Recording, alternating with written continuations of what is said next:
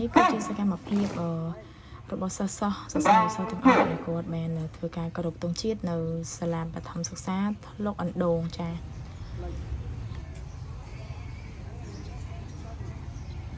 ផ្ទះដៃ1ផ្ទះដៃ2ផ្ទះដៃ3បាទអរគុណបាទរុនសួស្តីកូនទាំងអស់គ្នាបាទសុខសប្បាយទាំងអស់គ្នាទេបាទអញ្ចឹងបន្ទាប់ពីយើងបានសម្រាប់វ៉ាកងធំរយៈពេល2ខែកន្លងមកនេះកូនបានរៀនសូត្រនៅផ្ទះទេរាល់ថ្ងៃ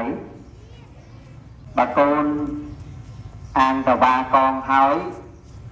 អត់មានការរៀនបំពន់ខ្លួនឯងបន្ថែមនៅផ្ទះទេ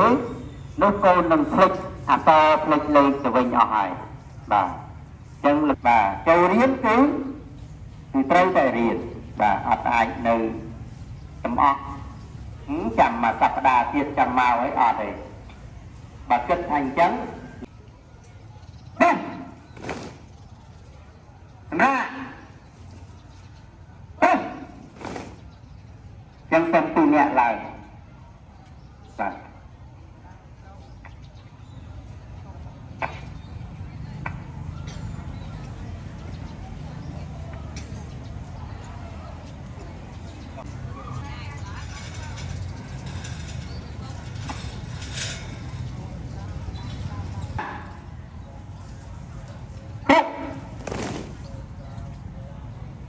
សូមគ្រប់អញ្ជើញលោកគ្រូអ្នកគ្រូមេដាបេដាព្រមទាំងកូនសិស្សានុសិស្សទាំងអស់ប្រកព្រៀបគ្រប់ទង់ជាតិនៃប្រជាណាចក្រកម្ពុជាគោរព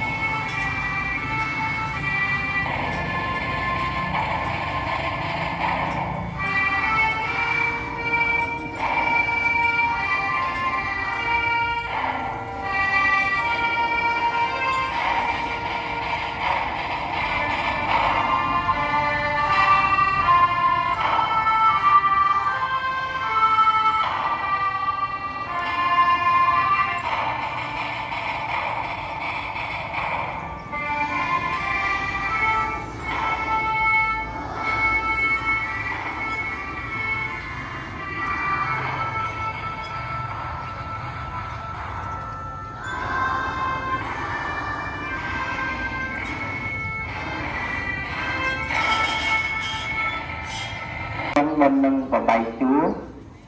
សូមកូនតាក់សម្រាប់ហើយព្រៀម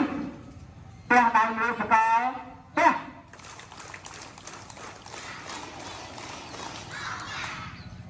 បាទអញ្ចឹង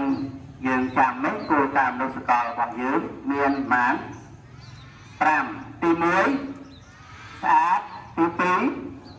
របៀបទី3សុភាពទី4ទីពេលទី5បាទអរគុណដើម្បីជួប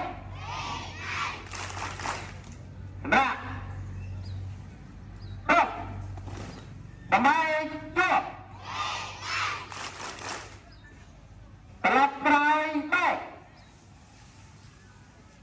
តែចឹងសូមកូនដើរតាមជួចូលតាមថ្នាក់រៀងខ្លួនបាទអរគុណ